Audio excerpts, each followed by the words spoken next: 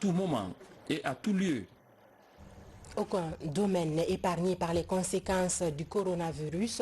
Dans le monde agricole aussi, une mission du ministère de l'Agriculture est en train d'évaluer les effets du coronavirus sur la campagne agricole 2020.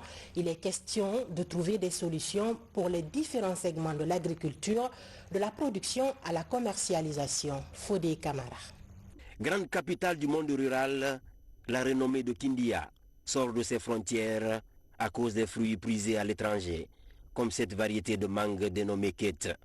Des mangues certifiées, conditionnées, avec des exigences de traçabilité par la compagnie fruitière de Daboya, un district de la commune rurale de Frigiabé. Pour écouler les fruits de leur dur labeur, près de 400 planteurs trouvent des débouchés grâce aux activités de cette unité agro-industrielle. Malgré la passion de ce partenaire français pour la Guinée, le chiffre d'affaires de cette unité est revu à la baisse à cause des effets du coronavirus. Moi, la première fois que je suis venu en Guinée, c'était en 2007. Donc voilà, tombé dedans quand j'étais petit. Après, j'ai bien aimé le pays. Beaucoup de potentiel, un potentiel énorme. Des gens qui sont vraiment gentils et qui sont volontaires. Donc c'est pour ça qu'on est en Guinée. Alors 2018, on a eu une exportation, une moyenne, en total de plus ou moins 1100 tonnes. 2019, on était à 750 tonnes. Et donc cette année, dû au coronavirus principalement, on est à peine à 120 tonnes actuellement. Comme l'illustre l'image de ces machines qui tournent au ralenti, le business en berne de cette unité de conditionnement est l'un des thermomètres qui permet de mesurer l'impact de l'épidémie sur l'économie rurale. Selon les statistiques, au-delà des planteurs, les revenus des pisteurs et des transporteurs sont aussi touchés. Sans oublier les avantages de plus de 300 employés permanents et saisonniers, un personnel réduit au strict minimum. Cette entreprise, on me l'a signifié tout de suite, utilise au moins 350 employés. Donc, qui comprend les pisteurs, les récolteurs, les travailleurs permanents. Donc ça, c'est une perte d'emploi. Et la plupart, à 80 à 60%, c'est les femmes qui y travaillent. Donc chacun trouve, si vous prenez les 300, vous les multipliez au moins par 7 personnes par ménage, vous voyez ce que ça te fait, ça t'amène auprès de 1000 emplois perdus et ça joue sur le revenu des gens pour faire subvenir à leurs besoins familiaux.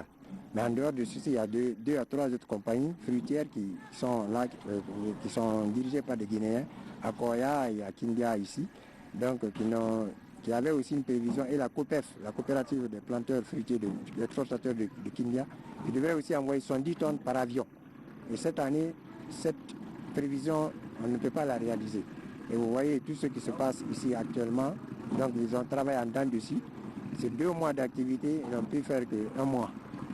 Sous l'instruction du président de la République pour une riposte d'urgence touchant toutes les filières, une mission du ministère de l'Agriculture sillonne les grands bassins de production des différentes régions, de Kindia à Zérékoré, en passant par Boké, Mamou, Labé, Farana et Kankan. Nous savons, quand la ministre nous a instruit d'effectuer cette mission, c'est pour pouvoir documenter le plan de riposte. Et on avait des déclarations, des idées reçues. Maintenant que les cadres du ministère de l'Agriculture ont touché du doigt, ont fait certaines évaluations sur le terrain, je pense que tous ces ingrédients-là permettront au ministère de l'Agriculture de planifier son plan de riposte, son plan d'accompagnement de la production agricole, notamment les producteurs les plus touchés, les producteurs de légumes et de fruits et de pommes de terre, et comme vous l'avez constaté, ont été sérieusement impactés par cette pandémie. Au niveau de la chaîne de valeur des différentes filières, les circuits de commercialisation sont bouleversés.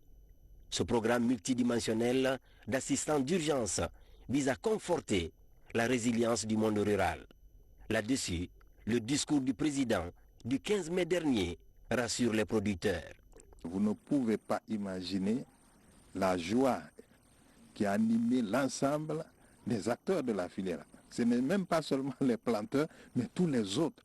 Le simple fait que le chef de l'État ait parlé d'accompagner, d'appuyer la filière ananas le matin, de la nuit jusqu'au matin, c'était la joie. Tous les planteurs sont venus, on s'est réunis, tout le monde